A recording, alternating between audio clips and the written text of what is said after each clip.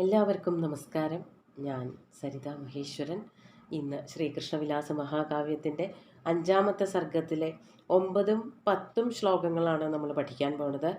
9-ാമത്തേതിൽ ഉപജാതി വൃത്തവും 10-ാമത്തേതിൽ ഉപേന്ദ്രവജ്ര വൃത്തവുമാണ് കവി ഉപയോഗിച്ചിരിക്കുന്നത്. അരിഷ്ടൻ ഗോകുലത്തിലേക്ക് വന്നു എന്ന് പറഞ്ഞിട്ടാണ് കഴിഞ്ഞ ശ്ലോകം, അതായത് 8-ാമത്തെ ശ്ലോകം നമ്മൾ നിർത്തിയത്. അപ്പോൾ എങ്ങനെയാണ് അരിഷ്ടൻ ഗോകുലത്തിനെ നോക്കിക്കാണുന്നത് എന്നുള്ളതാണ് അടുത്ത ശ്ലോകങ്ങളിൽ വർണ്ണിക്കുന്നത്. നമുക്ക് ആദ്യം 9-ാമത്തെ ശ്ലോകം നോക്കാം. കാന്തം ശതൈ കാഞ്ചനതോരണാനാം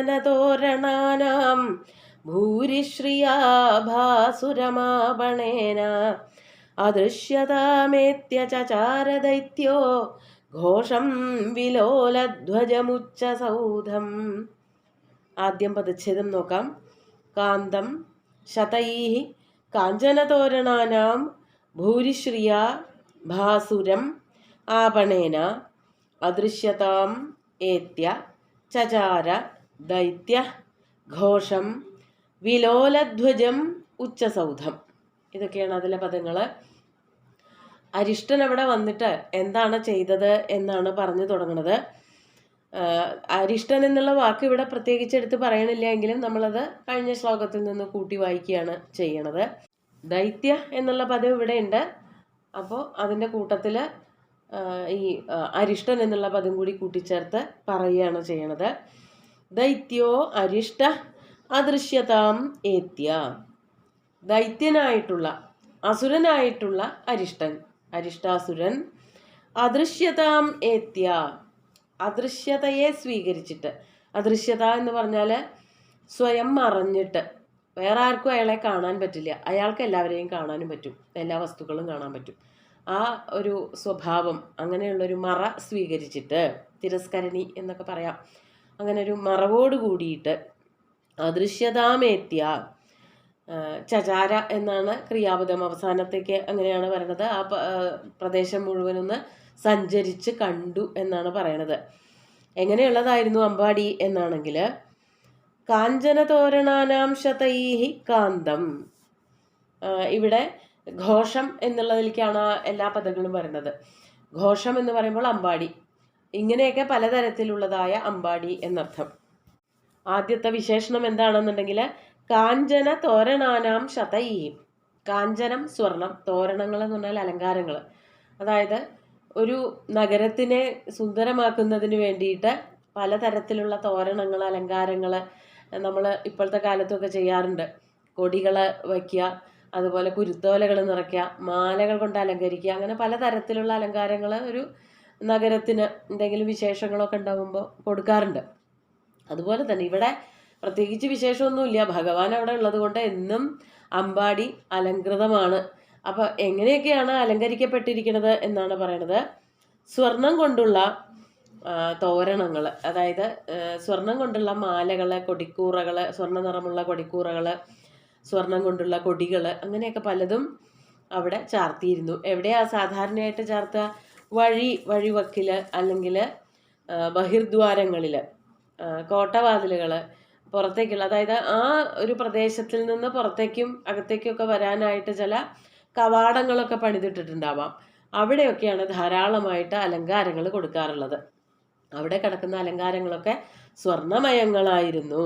അതാണ് കാഞ്ചന തോരണാനാം ശതൈഃ. 1-2 നൂറുകണക്കിന്, ശതൈഃ നൂറുകണക്കിന് സ്വർണ്ണമാലകളെ കൊണ്ടും കൊടിക്കൂറകളെ കൊണ്ടും ഒക്കെ ശോഭിച്ചിരുന്നു ആ ഘോഷം.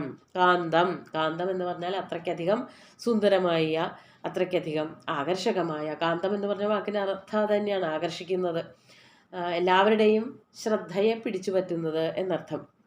അങ്ങനെയുള്ളതും, അതുപോലെ ഭൂരിശ്രിയ ആപണേന ഭാസുരം, നല്ല ഐശ്വര്യ സമ്പൂർണമായിട്ടുള്ള ആപണങ്ങൾ. ആപണം എന്ന് പറഞ്ഞാൽ അങ്ങാടികൾ, വ്യാപാര കേന്ദ്രങ്ങൾ, വിപണികൾ. ഈ വിപണികളൊക്കെ നല്ല സമ്പദ് സമൃദ്ധങ്ങളായിരുന്നു. 1-2 ശാലകൾ അവിടെ ഇവിടെയൊന്നുമല്ല, ധാരാളം വ്യാപാര കേന്ദ്രങ്ങൾ അവിടെ ഉണ്ടായിരുന്നു. ആൾക്കാർക്ക് ധാരാളം സാധനങ്ങൾ എത്തിച്ചു കൊടുത്തിരുന്നു. അതുകൊണ്ട് തന്നെ അത് സമ്പദ് സമൃദ്ധമായിരുന്നു. വരുന്നതൊക്കെ അപ്പം തന്നെ ഒഴിഞ്ഞൊഴിഞ്ഞു പോകുന്നത് കൊണ്ട് ആൾക്കാർ ധാരാളം മേടിക്കണു, പിന്നെയും പിന്നെയും കൊണ്ടുവരുന്നു. നഗരങ്ങളിൽ നിന്ന് കൊണ്ടുവന്ന വസ്തുക്കൾ, പലതരത്തിലുള്ള വസ്തുക്കൾ ആൾക്കാർക്ക് ആവശ്യമുണ്ടാവും, അതെല്ലാം അവിടെ വിപണിയിൽ കൊണ്ടുവന്നിരുന്നു. അങ്ങനെ സമ്പദ് സമൃദ്ധമായിട്ടുള്ള ആഭരണങ്ങൾ, വിപണികളോടുകൂടിയ അങ്ങനെയുള്ള ഘോഷം. അങ്ങനെയുള്ള ആ ഘോഷത്തിനെ, അതുപോലെ തന്നെ വിലോലധ്വജം ഉച്ചസൗധം, അത് രണ്ടും ഈ ഘോഷത്തിന്റെ വിശേഷണമാണ്. വിലോലധ്വജം, ധ്വജം എന്ന് പറഞ്ഞാൽ കൊടിയാണ്. കൊടികൾ പാറിക്കളിക്കുന്ന, ഓരോ നാട്ടുകാർക്ക്, ഓരോ രാജ്യക്കാർക്കൊക്കെ ഓരോ കൊടികളുണ്ട്. ഇപ്പോഴും ഉണ്ടല്ലോ കൊടി. കൊടി കാണുമ്പോൾ, പതാക കാണുമ്പോൾ തന്നെ ഏത് രാജ്യമാണെന്ന് മനസ്സിലാക്കാൻ പറ്റണത്. അന്നും അങ്ങനെയൊക്കെ ഉണ്ടായിരുന്നു. ദുര്യോധനെ പറ്റിയിട്ടൊക്കെ പറയുമ്പോൾ ജയ ജയ നാഗകേതന എന്നുള്ള പദം നമ്മൾ കേട്ടിട്ടുണ്ടാവും. നാഗകേതനൻ എന്നാണ് ദുര്യോധനനെ പറ്റി പറയുക. നാഗം എന്ന് പറഞ്ഞാൽ ആനയാണ്. ആന കൊടിയടയാളമായിട്ടുള്ള രാജാവാണ് ദുര്യോധനൻ. അപ്പോൾ ഹസ്തിനപുരം എന്ന പേരും ഏതാണ്ട് അതുമായിട്ട് ചേർന്ന് പോകുന്നുണ്ട്. ഹസ്തി എന്ന് പറഞ്ഞാൽ ആനയാണ്.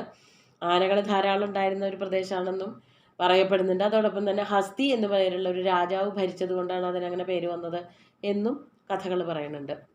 ഏതായാലും ഓരോരുത്തർക്കും ഓരോ കൊടികളാണ്. ആ കൊടിയിൽ ഓരോ ചിഹ്നം ഉണ്ടാവും. ഇതിൽ ആനയുടെ ചിഹ്നമായിരുന്നു. അതുപോലെ മകരകേതനൻ എന്ന് പറഞ്ഞാൽ കാമദേവനാണ്. കാമദേവൻ്റെ കൊടിയടയാളം മകരമത്സ്യമാണ്. മകരം എന്ന് പറയുമ്പോൾ ഏതാണ്ട് ചീങ്കണ്ണിയോ ഒരു തരത്തിലുള്ള മത്സ്യം, കടലിൽ കാണുന്നതായിട്ടുള്ളൊരു മത്സ്യമൊക്കെ ആയിട്ടാണ് പറയപ്പെടുന്നത്. അങ്ങനെ കൊടി തോരണങ്ങൾ എല്ലാ രാജ്യങ്ങൾക്കും എല്ലാ പ്രദേശങ്ങൾക്കും ഉണ്ടായിരുന്നു. അമ്പാടിയിലും ആ കൊടികൾ ഇങ്ങനെ കൊടിക്കൂറ പാറി കളിക്കുന്നതായിട്ട് കാണാമായിരുന്നു. മാത്രമല്ല ഉച്ചസൗധം, ഭഗവാന്റെ സാന്നിധ്യം കൊണ്ട് അമ്പാടിയുടെ സ്വഭാവമൊക്കെ കുറെ മാറി. അത് ഉയർന്ന കെട്ടിടങ്ങളോട് കൂടിയത്. സൗധം എന്നുള്ളതിന് ഉയർന്ന കെട്ടിടം എന്നും പറയാം, വെള്ള പൂശിയ, കുമായം പൂശിയ കെട്ടിടങ്ങൾ എന്നും പറയും. സുധ എന്ന് പറഞ്ഞാൽ ചുണ്ണാമ്പ്, അതുപോലെ തന്നെ കുമായം എന്നൊക്കെ അർത്ഥമുണ്ട്. സുധയ്ക്ക് അമൃത എന്നും അർത്ഥമുണ്ട്, ചുണ്ണാമ്പ് എന്നും അർത്ഥമുണ്ട്. അപ്പോൾ സുധ പൂശിയ, അതായത് കുമായം പൂശിയ വീടുകളെ സൗധങ്ങൾ. പണ്ട് കാലത്ത് അതൊക്കെ സാമ്പത്തികമായിട്ട് മുമ്പാക്കം നിൽക്കുന്ന ആൾക്കാർക്ക് മാത്രമേ ഉണ്ടായിരുന്നുള്ളൂ എന്നുള്ളത് കൊണ്ടാണ് സൗധം എന്ന് പറയുമ്പോൾ വലിയ വലിയ ആൾക്കാരുടെ വീടാണ് എന്ന് വിചാരിക്കുന്നത്. ഇപ്പോഴത്തെ കാലത്ത് പെയിൻ്റ് അടിക്കാത്ത അല്ലെങ്കിൽ കുമ്മായം പൂശാത്ത വീടുകളൊക്കെ പൊതുവെ കുറവാണ്. അപ്പോൾ അന്നത്തെ കാലത്ത് അതൊക്കെ ധാരാളം ആയിട്ട് കാണാൻ പറ്റുമായിരുന്നില്ല എന്നുള്ളത് കൊണ്ട് സൗധങ്ങൾ മണിമാളികകളായിട്ടും ധനിഷ്ഠന്മാരുടെ വീടുകളായിട്ടൊക്കെ പറയപ്പെടുന്നുണ്ട്. അപ്പോൾ അമ്പാടിയിൽ അങ്ങനെയുള്ള ഗൃഹങ്ങളും ഉണ്ടായിരുന്നു അത്രേ. അപ്പോൾ കൊടിക്കൂറകളുണ്ടായിരുന്നു. വലിയ വലിയ കൊട്ടാരങ്ങൾക്ക് തുല്യമായിട്ടുള്ള വീടുകളോട് കൂടിയ അങ്ങനെയുള്ളതായ ഘോഷം ചചാര. അങ്ങനെയുള്ള ഘോഷത്തിൽ കൂടെ ഈ അസുരൻ അങ്ങോട്ടും ഇങ്ങോട്ടും ഒന്ന് നടന്നു നോക്കി. അതാണ് ചചാര. അവിടെ എന്താണ് തനിക്ക് പറ്റിയൊരു എതിരാളിയൊന്നും കിട്ടിയില്ല എന്നാണല്ലോ ഇത്രയും ശ്ലോകങ്ങളെ കൊണ്ട് ആദ്യത്തെ ഈ തൊട്ടു മുമ്പുള്ള ശ്ലോകത്തിൽ പറഞ്ഞത്. അപ്പോൾ അതിനുള്ള വല്ല വകുപ്പുണ്ടോയെന്ന് അറിയാൻ വേണ്ടിയിട്ട് അയാൾ വേഷം മാറി, രൂപം മാറി, കാണാൻ പറ്റാതെ ആയിട്ട് ആ പ്രദേശത്ത് കൂടിയൊക്കെ സഞ്ചരിച്ചു എന്നാണ് പറഞ്ഞു നിർത്തിയത്. നമുക്ക് അടുത്തൊരു ശ്ലോകം കൂടി നോക്കാം. 10ാമത്തെ ശ്ലോകം നോക്കൂ. മഹീമിവ സ്വർഗമുപേയുവാംസം അശേഷമാഭീരപദം വിലോക്യ കദാപി സന്തോഷമനശ്നുവാനോ വിചിന്തയാമാസ സദാനവേന്ദ്ര. നമുക്ക് പദച്ഛേദം നോക്കാം. മഹീം ഇവ സ്വർഗം ഉപേയുവാംസം അശേഷം ആഭീരപദം വിലോക്യ കദാ അപി സന്തോഷം അനശ്നുവാന വിചിന്തയാമാസ സ ദാനവേന്ദ്ര. പെട്ടെന്ന് ആ അമ്പാടി കണ്ടപ്പോൾ സ്വർഗമാണോ എന്ന് അയാൾ അരിഷ്ടൻ അസുരൻ എന്ന് തെറ്റിദ്ധരിച്ചു. അതുപോലെ ഇരിക്കുന്നുണ്ട് സമ്പദ് സമൃദ്ധി കൊണ്ട്. അതാണ് ഇവിടെ പറയണത്. മഹീം ഉപേയുവാംസം സ്വർഗം ഇവ. മഹി എന്ന് പറഞ്ഞാൽ ഭൂമി. ഭൂമിയിലേക്ക് എത്തിയ, ഭൂമിയിലേക്ക് വന്നു ചേർന്നതായ സ്വർഗം ഇവ, സ്വർഗത്തെ പോലെ. സ്വർഗം വളരെ സമ്പദ് സമൃദ്ധമാണ്. ആ സ്വർഗം പെട്ടെന്ന് ഭൂമിയിലേക്ക് എത്തിയോ എന്ന് സംശയം തോന്നും. കാളിദാസനൊക്കെ പറയണത് പോലെ മേഘസന്ദേശത്തിൽ പറയും, വിശാലാനഗരി കണ്ടിട്ടുണ്ടെങ്കിൽ, ഉജ്ജയിനിയുടെ തലസ്ഥാനമായിട്ടുള്ള വിശാലാനഗരി കണ്ടിട്ടുണ്ടെങ്കിൽ സ്വർഗത്തിൻ്റെ ഒരു ഭാഗം അടർത്തിക്കൊണ്ടുവന്നതാണോ എന്ന്.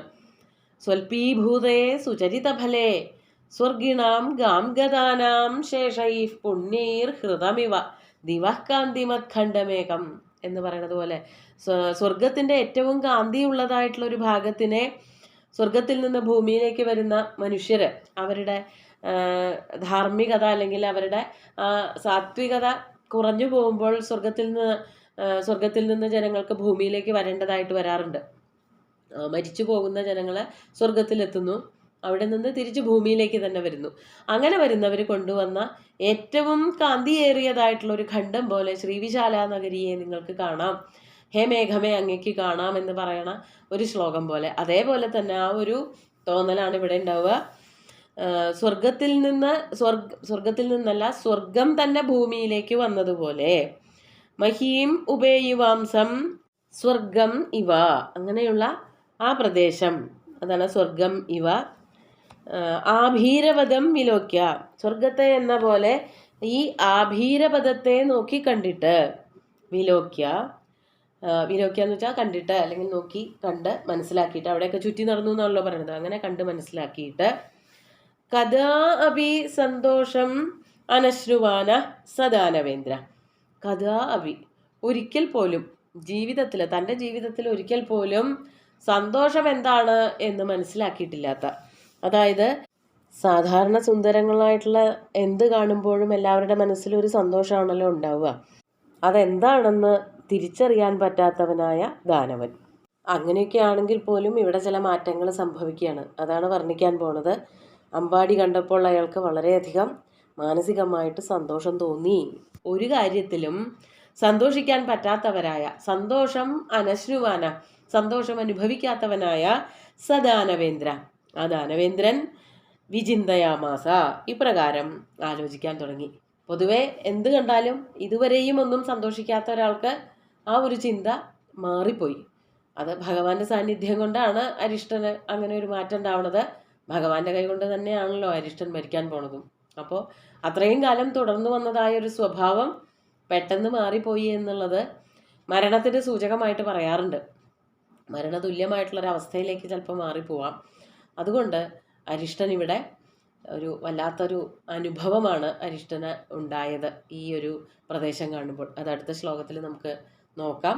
ഇപ്പോൾ ഈ 2 ശ്ലോകങ്ങൾ ഒന്നുകൂടി ചൊല്ലി നോക്കാം. കാന്തം ശതൈഃ കാഞ്ചനതോരണാനാം ഭൂരിശ്രിയാഭാസുരമാപണേന അദൃശ്യതാമേത്യ ചചാര ദൈത്യോ ഘോഷം വിലോലധ്വജമുച്ച സൗധം മഹീമിവ സ്വർഗമുപേയിവാംസം അശേഷമാഭീരപദം വിലോക്യ കദാപി സന്തോഷമനശ്നുവാനോ വിചിന്തയാമാസ സദാനവേന്ദ്ര. 2 ശ്ലോകങ്ങളും ഭഗവാന്റെ കാൽക്കൽ അർപ്പിച്ചുകൊണ്ട് ഗുരുവായൂരപ്പനെ സാഷ്ടാംഗം നമസ്കരിച്ചുകൊണ്ട് എല്ലാവർക്കും ശുഭദിനം നേർന്നു നിർത്തട്ടെ. നന്ദി.